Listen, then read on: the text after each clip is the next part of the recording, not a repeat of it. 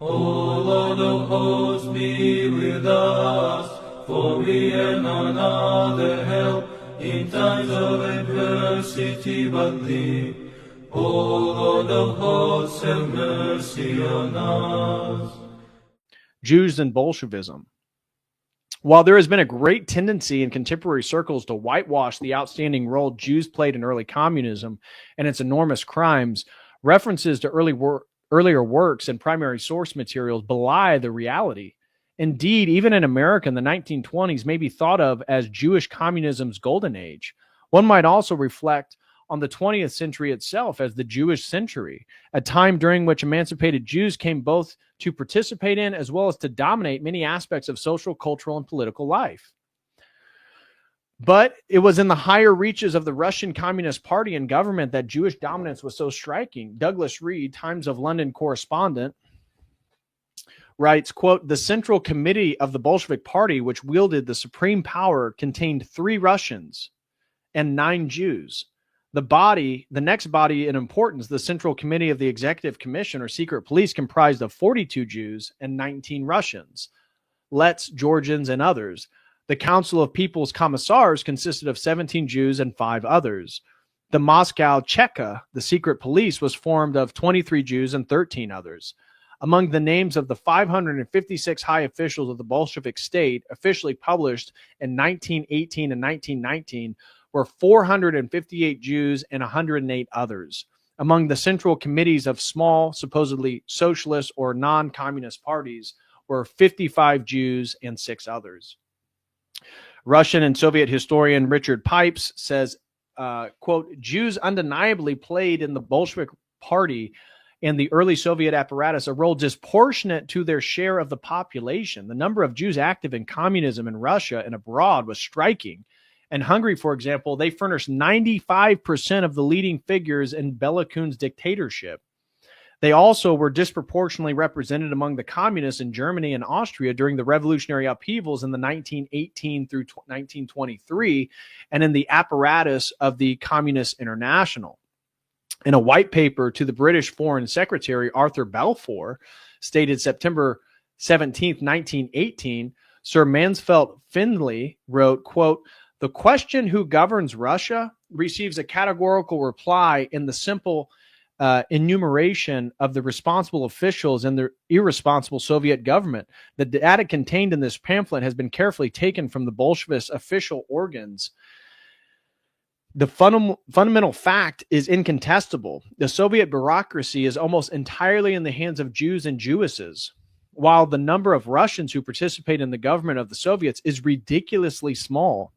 It is impossible to evade this fact, which stands as a solemn warning to countries and states which claim to be Christian and which believe in national modes of existence in contradiction with the unlimited internationalism, one might today say globalization, in which the Jewish nation is in the dominant power. It is important to note that during those chaotic, bloody years of early communism and civil war, many Jews suffered the fate of so many Russian Christians, death and exile. The Russian Revolution liberated the largest Jewish community in the world.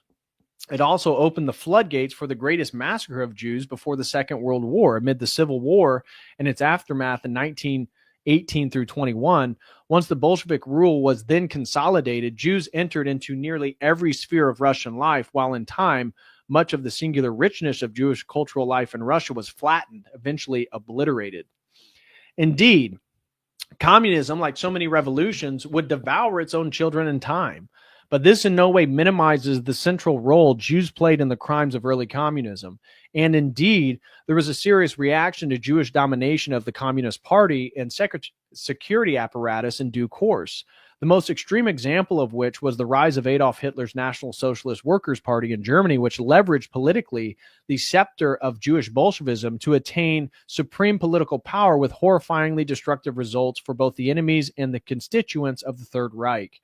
As an aside, when people today speak of Russian anti-Semitism in the past, they often fail to realize that most such episodes, such as the pogroms that followed the assassination of Tsar Alexander II in March of 1881, that killed 40 Jews, the infamous Kishinev pogrom in April of 1903 that killed 49 and damaged 1,500 Jewish homes, and the 1905 pogrom in Odessa, Ukraine, that killed between 400 and 800 Jews, as well as the pogroms committed during the Civil War, occurred outside the boundaries of contemporary Russia and were committed preponderantly by non-Russian nationalities. Alexander Solzhenitsyn and Bolshevism. I got to take a drink of water. Guys, smash that like. I have been reading for a minute here. You guys appreciate me making content like this, taking the risk with the TOS. Show some appreciation with the super chat over on Dono Chat, Streamlabs, or YouTube. I'm going to finish this article and then I'll come back and address all the super chats one by one.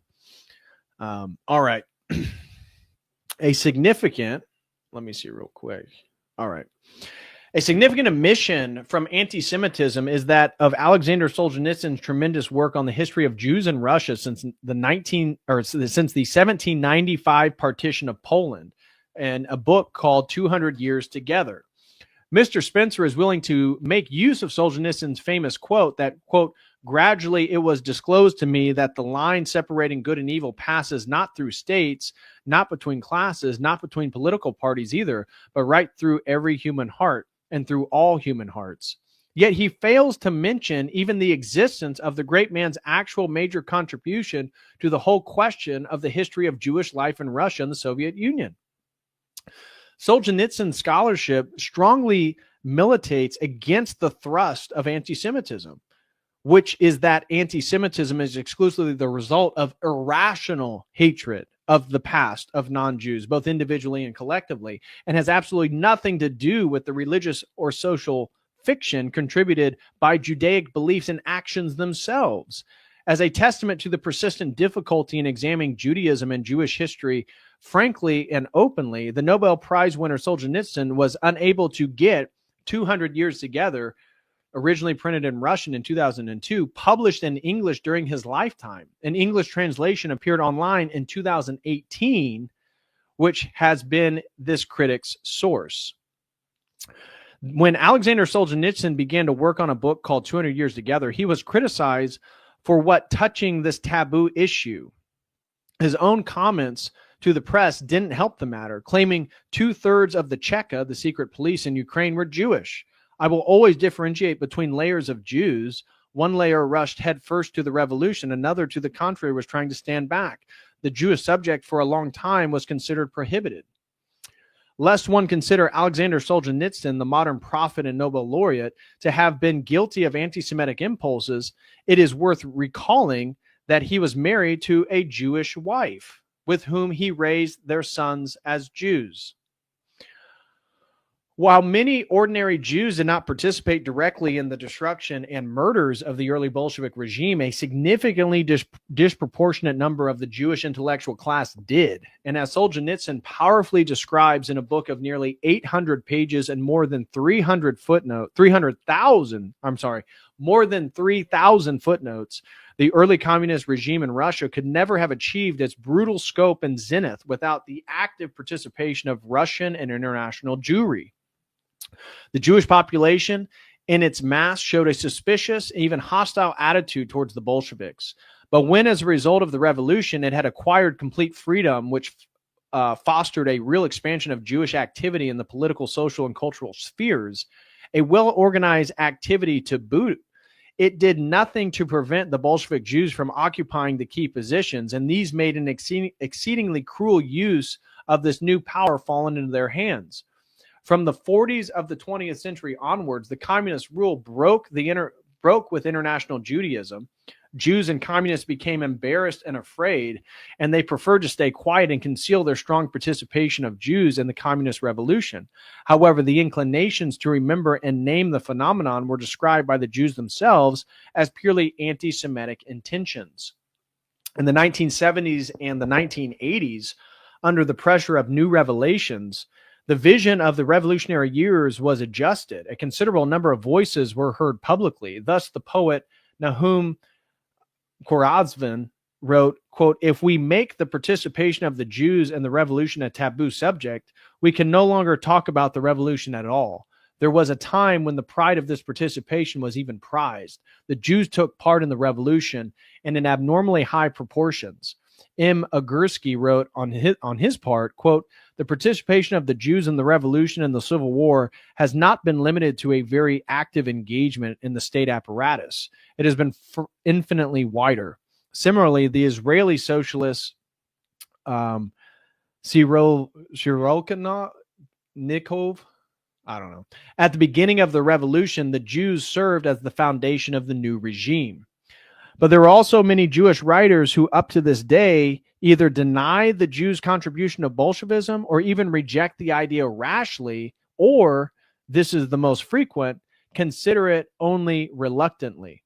However, the fact is proven. Jewish renegades have long been leaders in the Bolshevik Party, heading the Red Army in the two capitals, and later Lazar Shatskin, who also headed the International Communist Youth. All right. Next section, the Bolsheviks, willing executioners.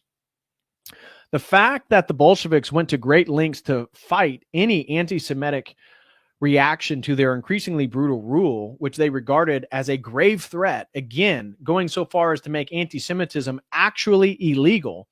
Solzhenitsyn estimates that some 66 million Russians, Ukrainians, Belarusians, and other nationalities within the Soviet Union perished during the Russian Civil War of 1917 to 1923. In the first decades of communism, during both its Lenin, Trotskyist, and Stalinist years, 27 million Soviet citizens, mostly Russians, would perish during the German invasion and World War II. Professor Kevin MacDonald gives a lower total figure of deaths, but notes, quote, "The Soviet government killed over 20 million of its own citizens, the vast majority in the first 25 years of its existence during the height of Jewish power. It was a, quote, state against its people, mounting murderous campaigns of collective punishment, usually involving deportation or forced starvation, against a great many ethnic groups. Although individual Jews were caught up in the Bolshevik violence, Jews were not targeted as a group."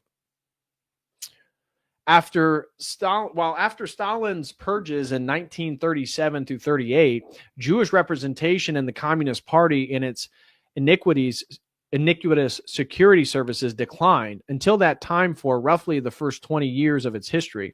It may be said that Soviet communism possessed a strongly Jewish hue. Still, Jews were highly overrepresented in positions of economic and political power, as well as cultural influence, at least into the 1940s. Particularly bloody were the Bolshevik crimes against the Russian Orthodox Church. From hierarchs and clergy to ordinary Orthodox believers, millions of whom were tortured to death, shot outright, or sent to their deaths in the gulags, sold abroad. Cathedrals were dynamited. When one reflects on the staggering death toll under Jewish communism and the virtual silence on the subject in modern mass media versus the countless books, documentaries, and feature films made about the Holocaust, one becomes cognizant of an enormous contemporary cultural and intellectual disconnect.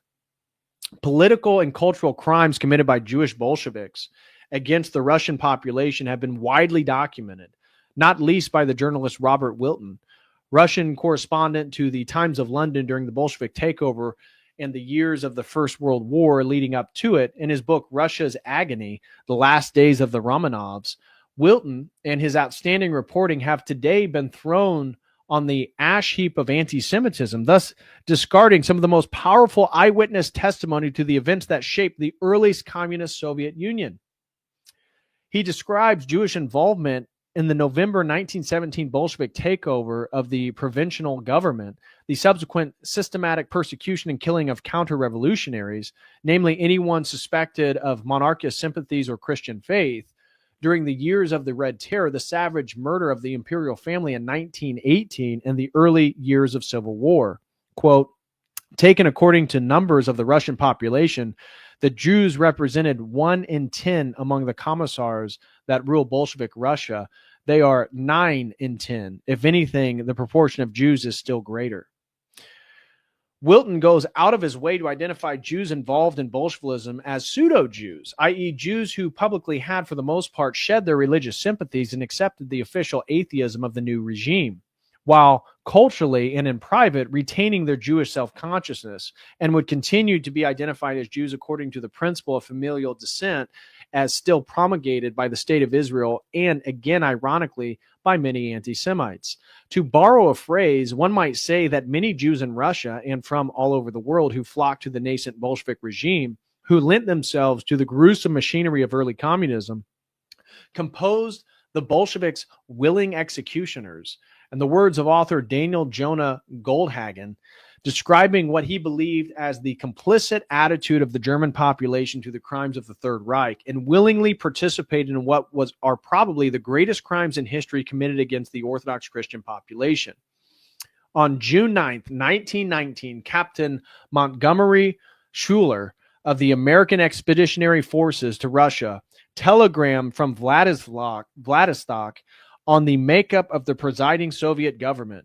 There were 384 commissars, including 2 Negroes, 13 Russians, 15 Chinamen, 22 Armenians, and more than 300 Jews. Of the latter number, 264 had come to Russia from the United States since the downfall of the imperial government. How to summarize Jewish involvement in early communism? We have here concentrated on the Bolsheviks, the party that emerged victorious in the political struggle, even while the more socialist revivals, the Mensheviks, were overwhelmingly Jewish as well. Seth Frantzman, writing in the Jerusalem Post a century after the Bolshevik coup, observed that many Jews, quote, ended up being murdered by the system they helped create, unquote. He continued, this is a quote, "With 100 years of hindsight, it is still difficult to understand what attracted so many Jews to communism in the Russian Empire. Were their actions infused with Jewishness, a sense of Jewish mission like that of Tikkun Olam, meaning roughly to repair the world, and light unto the nations, values we hear about today? Or were their actions strictly pragmatic as a minority group struggling to be part of a larger society? The answer lies somewhere in the middle." Mr. Frantzman is onto something. Their actions were infused with Jewishness, a sense of Jewish mission like that of Tikkun Olam. The reason that so many culturally adrift Jews gravitated to utopian communism was due to the cultural hangover of worldly messianism that imbues their erstwhile faith. Rabbinic Judaism has for centuries envisioned a conquering Messiah in the vein of King David or Simon Bar Kokhba, the leader of the disastrous revolt against Rome in 132 through 136 AD, who would emerge to crush the enemies of Jewry and usher in a new realm of peace, prosperity, and global harmony with the Jews and pride of place. Communism was a secularized version of Judaic messianism, conceived by the covert Jew Karl Marx, which, like all such efforts since the time of Bar Kokhba, would end in catastrophe, both for its immediate Christian victims as well as for its Jewish perpetrators. The current efforts to bring about a one-world order through globalization are yet other variations on a theme. Mr. Spencer's own answer regarding Jewish involvement in Russia and international communism comes across as remarkably facile. It must be granted that many Jews, particularly in Russia, did join the ranks of the communists, hoping that they would create a society in which they would be relieved of the second-class status and periodic pogroms they had suffered under the rule of the czars. This was far, however, from establishing that Bolshevism was a Jewish movement, devised in order to advance Jewish aims, any more than that the preponderance of Black Americans in the National Basketball Association means that professional basketball is an inherently Black enterprise. A culture that values learning and scholarship will fill the ranks of movements that are intellectual in scope or that require intellectual labor. And that is true not just in politics, but in numerous other fields as well. That is a quote from Robert Spencer, trying to explain why there is Jewish overrepresentation. Murderous communism versus professional basketball. According to Mr. Spencer, because Jewish cultural values or culture values learning and scholarship, it was natural for so many Jews to become party officials, commissars, agents, and secret police, informers, and general executioners. of so many innocent Russian Christians in the hopes of creating a better society? Is that really what he would have us to believe Jewish culture logically produces? Jews in contemporary life. Mr. Spencer provides a similar apologia for Jewish domination or in other areas of contemporary life. Just as Jews became bankers and financiers when the Roman Catholic Church's prohibition on usury closed those fields to Catholics, so also the wider society's disdain for pornography tended to make it a field to which those who were marginalized and often treated as outcasts gravitated, and some Jews got involved in it. The Jews culturally cultivated creativity and dynamism, led to their being despised and relegated as the margins of society. So that's Robert Spencer. Now, regarding pornography, as I mentioned earlier, don't forget Al Goldstein, right? The former publisher of Screw, the pornographic sex newspaper. And he has the famous quote, as I told you guys earlier, in which asked why Jews are so overly represented in the porn industry, he answered, "The only reason that Jews are in the porn or are in pornography is that we think that Christ sucks. Catholicism sucks. We don't believe in authoritarianism." Interestingly enough, they believed in Bolshevism. Pornography thus becomes a way of defiling Christian culture. And as it penetrates into the very heart of the American mainstream and is no doubt consumed by those same very wasps, its subversive character becomes more charged. Interesting. It's not the Jews' fault that they slaughtered millions of Russian Christians or revolutionary Bolsheviks, became so adept at usury, became media barons, rose to the heights behind the scenes of political control, and went into pornography. Rather, it was the fault of Christian society and the result of the Jews' own superior ethic. With respect to being, quote, well represented in the financial sphere, Jews were just, quote, making lemonade out of lemons, according to Robert Spencer. This is a quote from Robert Spencer's book. If there are Jews at high levels of the pornography industry, this is not because they are Jews executing some subversive Jewish agenda, again, opposite of what Al Goldstein said, but because in that field, as in so many others, people who are intelligent, capable, motivated, and driven, all qualities that Jewish culture generally encourages, tend to rise to the top. It is clearly not acceptable by Mr. Spencer's standards to criticize Jewish culture. That would amount to anti-Semitism. But it is just fine to praise it to the heavens, even in the context of one of our greatest moral social blights, namely industrial scale pornography. Jewish pornographic entrepreneurs are not scarce on the ground. From the God-hating Al Goldstein, who Mr. Spencer describes as seeing himself as a victim of anti-Jewish prejudice and sees working in pornography as a way to strike back, to the rabbi attorney Solomon Friedman, the head of ALO, the parent company of Pornhub. Of course, Rabbi Friedman does not appear to see his efforts as destructive at all. Jews are well represented in contemporary pornography. Nathan Abrams has written an interesting article, Jews in the American Porn Industry, a disproportionate role in adult entertainment, the title of which pretty much sums it up. With regard to possible Talmudic sanction of child abuse, Mr. Spencer asked about pedophilia and child trafficking, which of course he denies. Whether elements of the Talmud permit child abuse is open to question.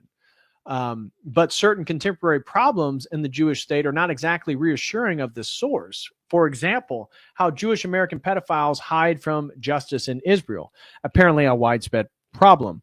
Tens of thousands of pedophiles operate in Israel every year. And another article, Israel becoming a refuge for pedophiles, warns advocates for child sex abuse victims.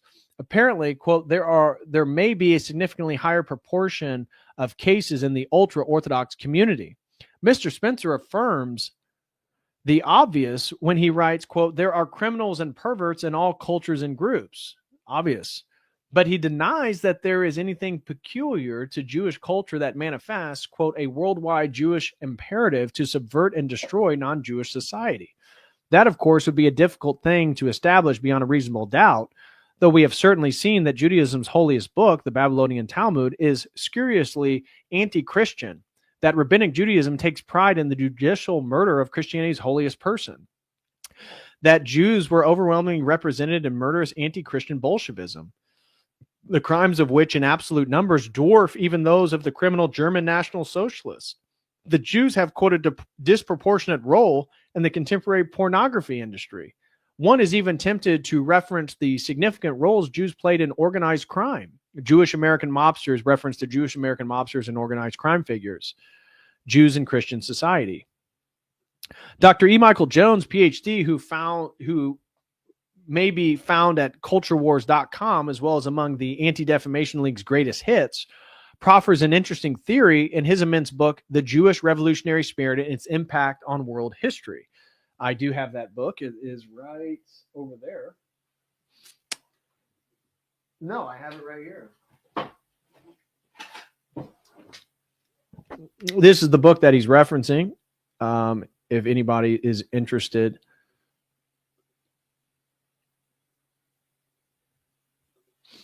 Okay.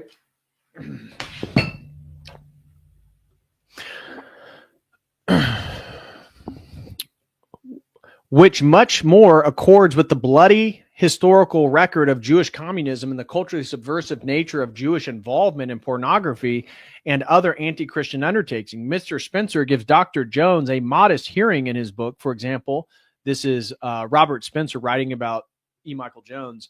Rooted in nothing, radical Jews frequently seek to make others equally rootless by tearing down their religious, national, communal, and traditional allegiances. Such Jews carry on the traditional Jewish hatred of false gods, including, one supposes, Christian idolaters, but without offering anything. This is him quoting E. Michael Jones in his book. Without offering anything to replace the scorned allegiances. Rather, the most important result of the domination of non-Jewish Jews in these fields is their war on traditional values. Porn is just one expression of this rebellion against standards, against the disciplined life of obedience to Torah that makes a Jew living Judaism. That was Jones as quoted in Spencer's book, Anti-Semitism. When Jews became or become emancipated from the straitjacket of rabbinic Judaism without converting to another faith such as Christianity, they take with them into the larger Christian society a rootlessness that many of them seek to translate to the larger culture. Should this be so surprising? Mr. Spencer sees it as a function of Jewish cultural superiority. Some traditional Christians, such as Jones, see it as a cultural subversion. To a great extent, they are in agreement. It is merely a question of perspective.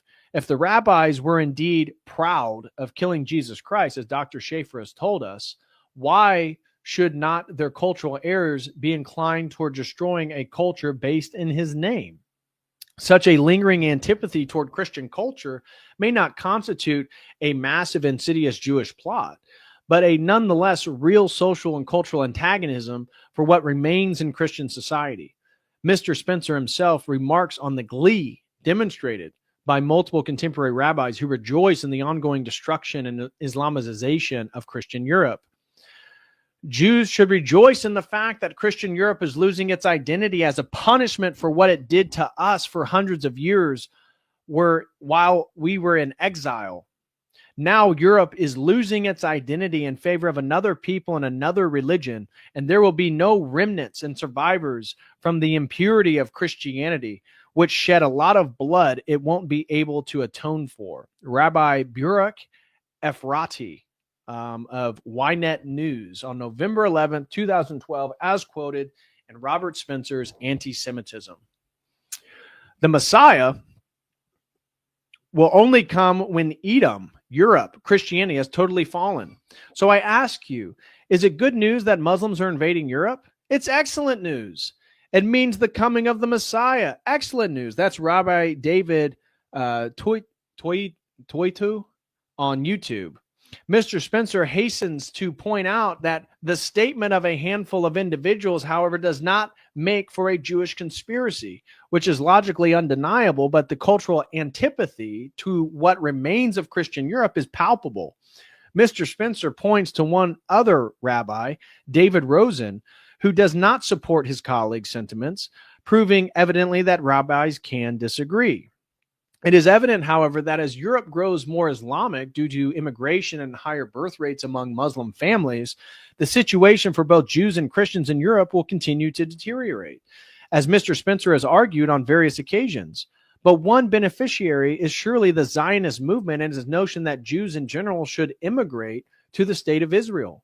As Europe grows more dangerous for Jews, fleeing to the Jewish state grows relatively attractive, a significant point that Mr. Spencer fails to bring up.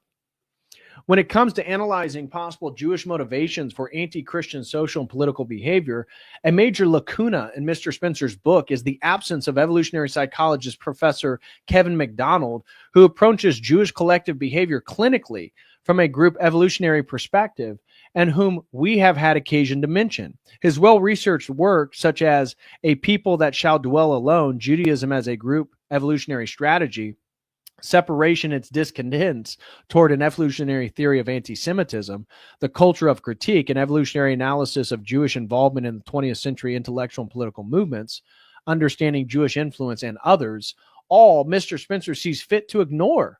Professor MacDonald points out that the broad Jewish support for multiculturalism, with important exceptions such as the relatively new phenomenon of Jewish neoconservatism, functionally undermines the hitherto dominant Christian culture while providing the Jewish minority, with its greater cultural cohesion, social and political advantages, to take a crucial example, that of raising children. Moreover, traditional Western supports for high investment parenting were embedded in Christian religious ideology, and I suppose are difficult to achieve in a post-religious environment.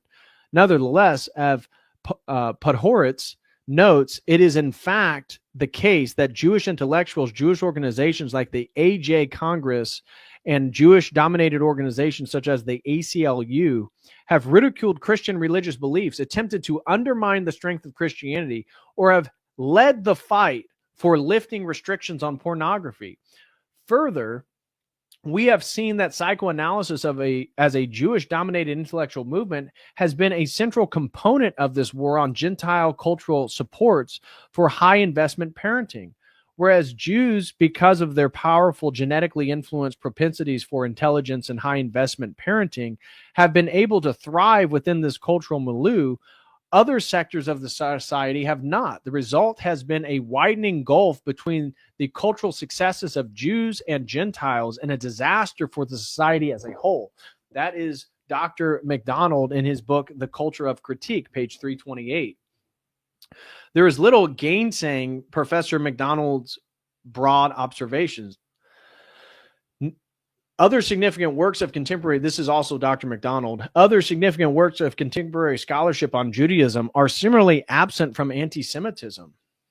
Or no, I'm sorry, this is next paragraph. For example, references to the works of Michael Hoffman, including Judaism's Strange Gods, his massive and exhaustively documented Judaism Discovered, and Adolf Hitler, Enemy of the German People, nowhere appear in its pages. While Mr. Spencer mentions various translations of the Talmud into languages accessible to Christian Europeans over the centuries and the ensuing controversies, he omits the most striking example, namely that Johann Andreas Eisenmenger, Judaism Unmasked, published and suppressed in the early 18th century in Frankfurt, perhaps because Eisenmenger had mastered Hebrew, Aramaic, and Yiddish, and thus was able to provide a highly scholarly critique of the Talmud as a vehicle for the conversion of Jews to Christianity.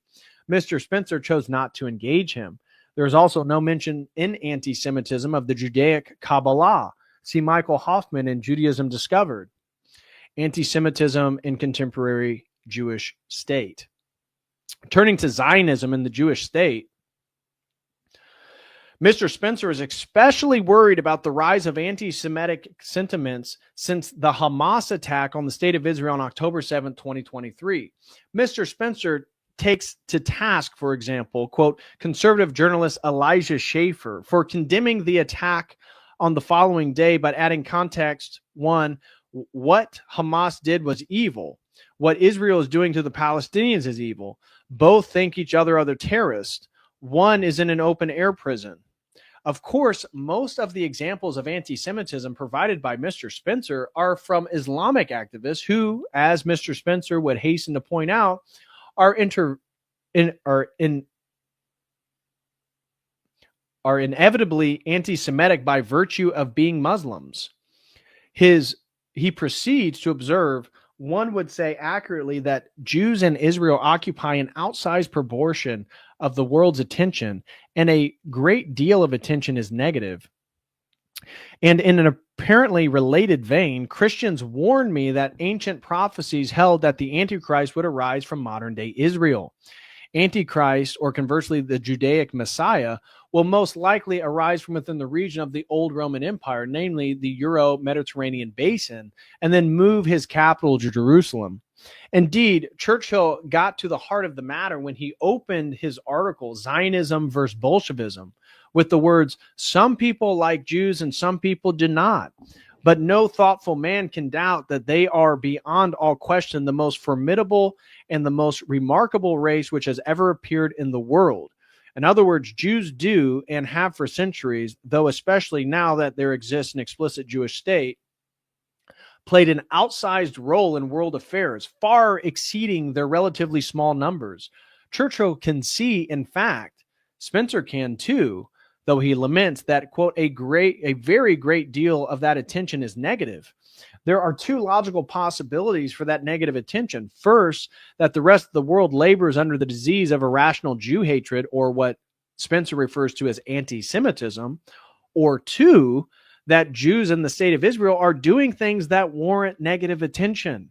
And the two, of course, are not mutually exclusive. Surely there are inveterate anti-Semites out there, especially in the Islamic world, but could possibly the state of Israel be acting badly itself? Is it anti-Semitic to entertain the idea? As of the publication of his book, Mr. Spencer regards Israeli military activity post-October 7th, 2023 as, quote, defensive. The state of Israel was attacked. It responded and will continue to respond. One might analogize the situation to the surprise Japanese attack of December 7th, 1941 against the U.S., or to the lunatic declaration of war by Germany a few days later in the ensuing American Allied response. Surely the United States was acting defensively? Surely, yes, though one can wonder about the subsequent targeting of civilians and civilian infrastructure that claimed the lives of millions of non-combatant Japanese and Germans. At the time, it seemed all in a good cause, but with hindsight, one hesitates to affirm that destroying German culture in the center of Dresden with incendiaries in 1945, or vaporizing the Japanese Christian center of Nagasaki in the same year, were categorically good. Similarly, one can raise questions at least about the behavior of the state of Israel before and after October 7, 2023. Mr. Spencer refers to the state of Israel as the, quote, most hated state in his title to chapter 12. We ask, why is it so hated? Is the entire world implacably anti-Semitic? Or are actions of the state of Israel in some way driving negative perceptions of it? Could not the latter be at least somewhat true? Mr. Spencer does not seem to think so. He marches out of a small parade of left-wing politicians, perennial critics of the Jewish state, to bolster his case. He does not engage more serious criticism like that of the American Jewish journalist Max Blumenthal, for example, who questioned the accepted narrative of October 7th in impressive documentary Atrocity, Inc. Mr. Spencer also faults the previous Biden administration for insufficient support for Israeli policies in Gaza, even while Biden consistently gave the state of Israel just about everything it wanted in terms of munitions, money, and material, as well as vetoing UN Security Council resolutions against it. 100 times Biden supported Israel. What more was American policy supposed to do? Give the state of Israel nuclear weapons? No, it already has them. Mr. Spencer is also unhappy about the reported Palestinian death toll in the Israeli Gaza campaign, not because of the high number of fatalities, but because he regards the figures originating with the Hamas Ministry of Health as inherently unreliable. Would Hamas have an incentive to inflate the numbers? Presumably. It's just that Israeli intelligence has accepted them as generally accurate. Since the Vice article, Hamas numbers have, needless to say, changed, generally increasing, but sometimes declining. But Mr. Spencer takes it to be an indication of their unreliability. Whereas by actually downgrading their numbers from time to time, Hamas may be trying to retain some standard of accuracy and is willing to recognize when it has made a mistake. Still, quote, Israel's military has also accepted in briefings that overall Gaza casualty numbers are broadly reliable, unquote, as reported on March 24, 2025 by Reuters. Additionally, The Lancet reported that as of June 30th, 2024, total mortality in the Gaza Strip had been underreported by the Hamas Ministry of Health by 41%. Even the arch-Zionist President Donald Trump acknowledged that Gaza looked like a demolition site following the Israeli campaign in 2023 and 24. The very real problem of the fog of war, in which it is almost impossible to determine with accuracy total casualties, fatalities, and who particularly has been killed while combat operations are underway or just recently halted, seems lost on Mr. Spencer. Another relevant fact is that of Israeli Prime Minister Benjamin Netanyahu, chief proponent of the Gaza war, currently on trial for corruption again, has been indicted for war crimes by the International Criminal Court along with his former defense minister, Yoav Gallant. Mr. Spencer, who regards the United Nations as anti-Semitic, no doubt would classify the ICC along the same lines, though he makes no mention. Part of the indictment against the two Israeli ministers pertained to a speech given by Mr. Netanyahu on October 28th, 2023, in which the prime minister invoked the memory of Amalek, mentioned in various places in the Tanakh, but especially in Deuteronomy, in which God instructs the Israelites to blot out the remembrance of Amalek from under heaven, Deuteronomy 25:19. For crimes against the Hebrews and the Amaleks he committed, the Amaleks had committed. Mr. Spencer is able to produce numerous accounts of Muslim preachers and activists calling for, in some way, to blot out the remembrance of the Jewish state and Jews generally, but he overlooks a comparable case prominent on the international scene when it involves the Israeli prime minister. Was Mr. Netanyahu calling for ethnic cleansing of the Gaza Palestinians? Certainly, evidence has surfaced that ethnic cleansing has occurred in Gaza, as reported by Human Rights Watch and Doctors Without Borders. Mr. Netanyahu's imprecation sounds not far removed from the passages of the Haggadah recited by observant Jews every Passover. It reads, "Pour out your wrath upon the nations that do not acknowledge you, and upon the kingdoms that do not call upon your name, for they have devoured Jacob and laid waste his habitation. Pour out your indignation upon them, and let the wrath of your anger overtake them. Pursue them with anger and destroy them from beneath the heavens of the Lord." Mr. Spencer acknowledges the Talmudic injunction, kill the best of the Gentiles in time of war. Perhaps that is what the state of Israel is doing. But if indeed God has given Eretz Yisrael, the land of Israel, to modern-day Zionist Jews, then one can wonder what the God-given boundaries of the Jewish state are really supposed to be. Those outlined in the UN in 1947, those created by facts on the ground, unquote, since 1967, or something else, the biblical boundaries of Eretz Yisrael are clearly open to interpretation, but at least some Zionist groups, both within and without the Jewish state, see those ostensibly God-given boundaries as very expansive indeed, stretching from the Nile River to Egypt, through the Euphrates River to Iraq, including much of Syria, Lebanon, Jordan, and even Saudi Arabia. If indeed the Greater Israel Project is a serious one, the future implications for the Jewish state, its greatest ally, the United States, as well as the Middle East in general, are profound and disturbing. One can easily foresee a continued string of Middle Eastern wars waged on various pretenses to expand the Jewish state to its, quote, rightful frontiers, all done in the name of God, the most hazardous of political motivations, lawfare and anti-Semitism. As we approach the end of this exercise, let us pull back and make a general observation. One of the characteristics of totalitarian regimes, as observed by the great German-American political scientist Eric Voegelin, who narrowly escaped the Gestapo in Vienna in 1938, is the prohibition of questions. That there are certain questions that simply cannot be asked because they strike at the heart of the regime's unspoken assumptions. For a start, on the prolific Voegelin, one recommends his small volumes, The New Science of Politics, an introduction, and a second, Science, Politics, and Gnosticism. While we can remain grateful that freedom of thought and speech continue to endure in the West, one hesitates to say thrive, and especially in the United States, thanks to its explicit constitutional protections, it also is evident that our culture is sliding perceptibly towards repression. For the case of contemporary Britain, see jonathanturley.org. Even Mr. Spencer has been the victim of restrictions of freedom of speech on multiple occasions. In 2013, he was denied entry into the United Kingdom on the grounds of his outspoken anti-Islamic views regarding the violent nature of Islam and the social political threat that Islamic immigration poses to the West. Mr. Spencer is spot on, and that so many should dismiss him and others who hold comparable views, including this author, as Islamophobes is both unfair and harmful to the exchange of ideas.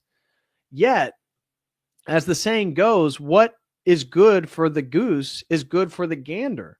It is evident that serious critical analysis of Judaism and Jewish history are, in the contemporary Anglosphere, largely forbidden areas that the prevailing cultural and intellectual atmosphere simply reject out of hand. One may not do it in polite society, else one reflexively attracts the epithet anti-Semite and forfeits whatever social and professional standing one might have. And indeed, the Overton window seems to be closing further, moving from the realm of social peccadillos to the political repression. We must now observe that in the United States, a campaign is afoot to codify offenses of, quote, anti-Semitism by way of federal legislation and or presidential executive order. Already, green card holders are in jeopardy of deportation for the expression of views hostile to the state of Israel. Now, the, quote, U.S. administration argues it can deport a prominent anti-Israeli activist over his beliefs. The pending Anti-Semitism Awareness Act makes it tortuous way through the U.S. Congress would render the International Holocaust Remembrance Agency's a working definition of anti-Semitism currently an unofficial guideline into law for U.S. citizens. And that definition is anti-Semitism is a certain perception of Jews which may be expressed as hatred towards Jews. Rhetorical and physical manifestations of anti-Semitism are directed towards Jewish or non-Jewish individuals and or their property, toward Jewish community, institutions, and religious facilities. Thus, a certain person which may be expressed, or a certain perception which may be expressed, i.e. a state of mind, an Orwellian accusation against which one would have no practical defense, could result in federal government action on the basis of anti-discrimination. The Anti-Semitism Awareness Act, which targets colleges and universities under Title IX of the Civil Rights Act of 1964, though who knows how broadly it might be applied, is expected to pass U.S. Congress by virtue of its Republican majorities and be signed into law by President Trump sometime in 2025. That such an egregious violation of the principles of freedom of thought and speech, as well as those of the First Amendment itself, is seriously being considered in contemporary America, is a testament to how far down the slippery slope of Voegelin's totalitarian prohibition of questions we have fallen. Interestingly, and to their great credit, numerous Jewish scholars have taken a stand against the imposition of IHRA definition of anti-Semitism. Still, with the way things are going, one wonders if in 10 years' time, anti-Semitism will be as much a criminal offense in the United States as it was once in communist Russia. One does not hear from Mr. Spencer regarding the Anti-Semitism Awareness Act in his book. Perhaps he has chimed in elsewhere. We can hope that, having suffered from campaigns to silence him on Islam, he will lend his voice to those committed to freedom of thought and speech on the matter of anti-Semitism, out of principle, at least. Yet when one reflects on the sheer demonstrated power of America's enormous Judeo-Zionist lobby, including the American-Israeli Public Affairs Committee, the United Democracy Project, and the American-Israeli Education Foundation, let alone the string of influential private Jewish political donors such as the Adelson family, the Schwartzman family, Donald Sussman, the Simons family, Michael Bloomberg, etc., all of which collectively pour hundreds of millions of dollars or more into an election cycle, one can feel the noose tightening. The general message of Goldberg's 1996 book, Jewish Power Inside the American Jewish Establishment, is that American Judaism is well organized and lavishly funded. It has achieved a great deal of power, and it has been successful in achieving its interest. Fighting that kind of crowd is, as the saying goes, bad for business.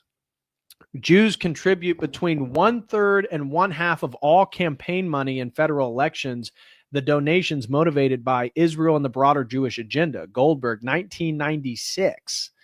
Jews are thus overrepresented in campaign contributions by a factor of at least 13 based on their percentage of the population, and are overrepresented by a factor of approximately 6.5 if adjustment is made for their higher average income. One has to ponder the direction in which matters have evolved since Professor MacDonald, writing over 20 years ago and relying on research from prior decades, affirmed his conclusions before Google, Facebook, and Amazon came into their own, having come to the end of anti-Semitism. One hopes that one will still be able to make such observations going forward without being punished. One remains optimistic after all. This isn't Spain. This is England. Concluding observations. Jew hatred is as old as Judaism itself. It has persisted for centuries. It will not end, laments Mr. Spencer.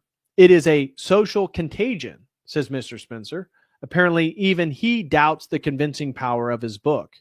He proceeds to observe, quote, against social contagions, rational argumentation is only of limited value.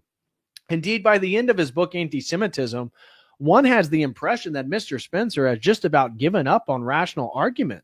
Would he in turn support coercive measures such as the Federal Task Force to combat anti-Semitism and the Anti-Semitism Awareness Act to meet the, quote, contagion of anti-Semitism?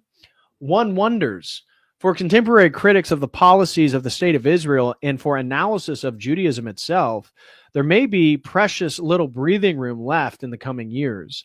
Still, we will here reaffirm that anti-Semitism, or for that matter, hatred of anybody, violates the Orthodox Christian directive to love all people regardless of who they are, even while, as Orthodox Christian, we must persistently affirm the truth of our faith and stand up for what we believe, in particular, the sanctity of Jesus Christ and the most holy Theotokos, whenever they are attacked by followers of the Talmud or by anyone else. Yet, despite the weaknesses of anti-Semitism, the book, the fact remains that so much of Mr. Spencer's other work has been bold, thoughtful, and important, especially regarding Islam. His jihadwatch.org is an outstanding resource for learning about Islam and jihad in our time, especially in regions such as Asia and Africa, which receive scant attention in the Western press.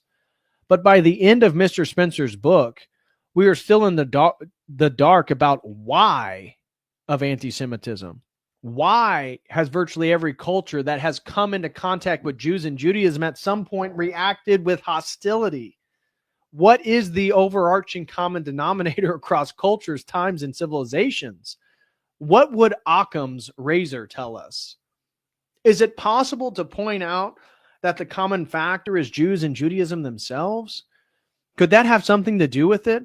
Or would that just be another anti-Semitic remark to be dropped down the memory hole along with the observing the anti-Christian contents of the Talmud, the Jewish role in the massive crimes of early communism, God's rebukes of the ancient Israelites through Moses and the prophets, the Lord's Jesus Christ's excoriation of the rabbinic leadership, the warnings of Orthodox Christian luminaries such as St. Paul and St. John Chrysostom, etc.? By the end of Robert Spencer's book, Anti-Semitism, History and Myth, we still do not know. So that right there, guys, that is the article, Is God an Anti-Semite? By G.M. Davis. As I said, it was a great article. I know it was a long reading today, but I thought it was worth sharing with you guys. So what are your guys' thoughts on all that?